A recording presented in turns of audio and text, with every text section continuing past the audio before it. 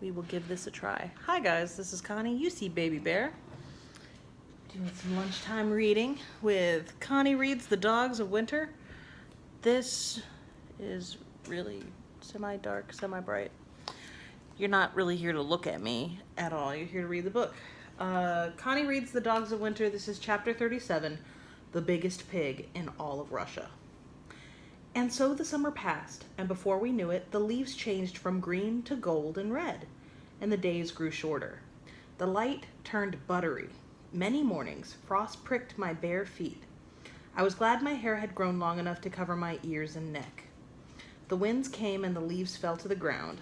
The dogs had a harder time hunting with the crunch of leaves beneath their paws. Even Moon and Star had to learn to walk on ghost feet. One afternoon, I sat in the fall sunlight and watched the last of the birch leaves in our meadow fall to the ground.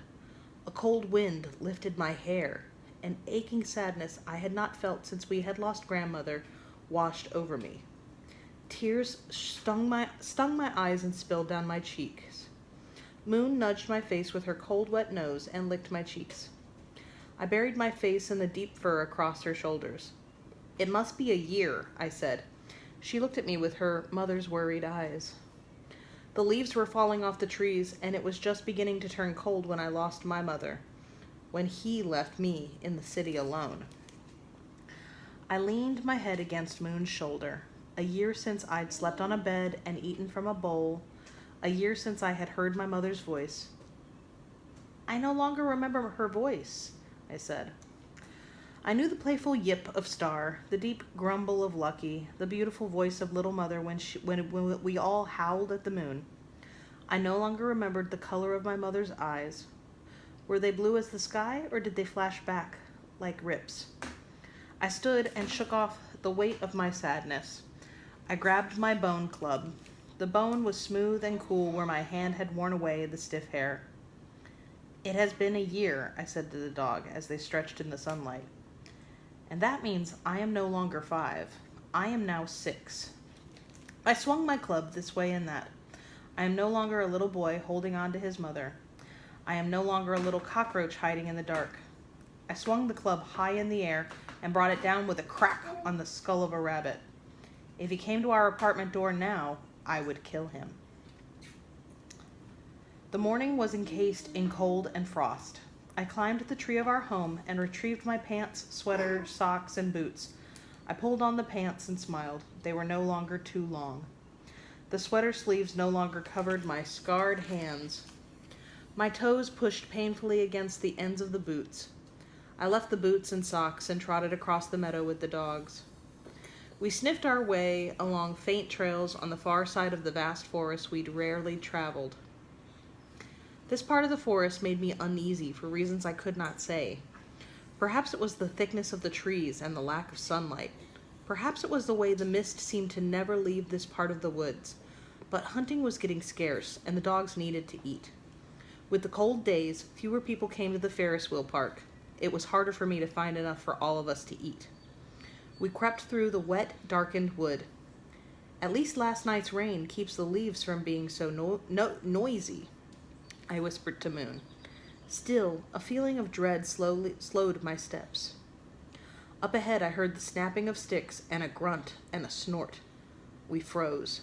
Smoke, in the lead as always, raised his head and sniffed. His ears followed the sound of feet shuffling in the leaves. Smoke looked back at me, his eyes puzzled. It was not something we had smelled before. The hair rose on the back of my neck, along my arms. There was another grunt, closer this time. Red eyes peered through the mist. Something white flashed like a sword. I crouched to turn. "Let's leave," I said to Smoke. Just then, Star shot forward into the swirling mist. "No!" I cried. Star snarled and growled. I heard the snapping of teeth, a cry of panic. Star burst through the mist and the trees running toward us, his eyes wide with fear and his tail tucked between his legs. Thundering behind Star was the biggest pig in all of Russia. "Run!" I shouted. The pig was fast and agile. Long white tusk curved from its snout like twin crescent moons. The pig hooked Star with a tusk and tossed him aside. Little Mother leapt upon the beast, sinking teeth into the back of its neck. The pig tossed her to the ground. Just as it was about to stab her with its tusks, Lucky and Smoke rushed it. Lucky grabbed the pig by one ear, while Smoke grabbed a back leg. The pig squealed in fury and pain. It shook Lucky off as if he were no more than a bothersome flea.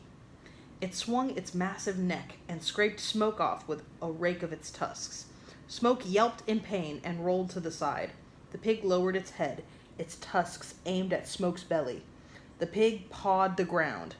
"No!" I roared. The beast swung its head. The red pig eyes gleamed with hate. I raised my club and brought it crashing down on the pig's shoulders. Crack! The beast staggered under the blow. Smoke leapt to his feet. I glanced at him. Blood streamed from his side. The pig charged and slammed into my leg. A tusk tore through my pants and sank into flesh. I screamed in pain and fell backward. The pig prepared to charge again. First Moon, then Smoke and Lucky set upon the huge pig. Blood and fur and snarls and yelps filled the air. I pulled myself to my feet and raised my club. Smoke glanced up from his hold on the back of the pig's neck. "Now," he said. The dogs froze. The pig's red eyes locked on mine. I brought the club down with such force on the pig's head that the club broke in two. The legs of the beast buckled. For just a blink, the red eyes gleamed again with hate, then dulled to nothingness. My knees gave way. I sank to the wet, blood-spattered leaves. I gulped the air with ragged breaths. The dogs sniffed the great pig. Lucky licked at the blood on its torn ear. Little Mother pawed its side. It did not move. I watched and shivered as the dogs tore into the pig. I am 6 years old now, I thought, and I killed it. My stomach heaved and I vomited in the grass. For 2 days and nights, the sickle-shaped gash from the pig's tusk festered. My leg burned and pulsed. I grew hot, then cold, then hot again. I slipped in and out of fever dreams of being chased by big black things with glowing ember eyes. Sometimes the thing was a giant wolf with wings. Sometimes Baba Yaga chased me. Sometimes he chased me. I'd wake with a cry, and always the dogs surrounded me. Moon and Star were pressed into my side, Rip and Lucky lying at my feet, Little Mother busy licking Smoke's side over and over.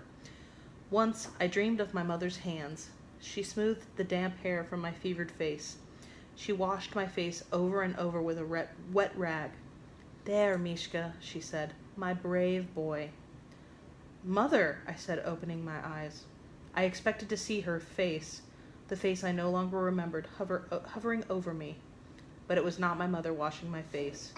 Instead, Little Mother hovered over me, washing and washing my face with her rough, wet tongue. Smoke stood next to her, gazing into my eyes.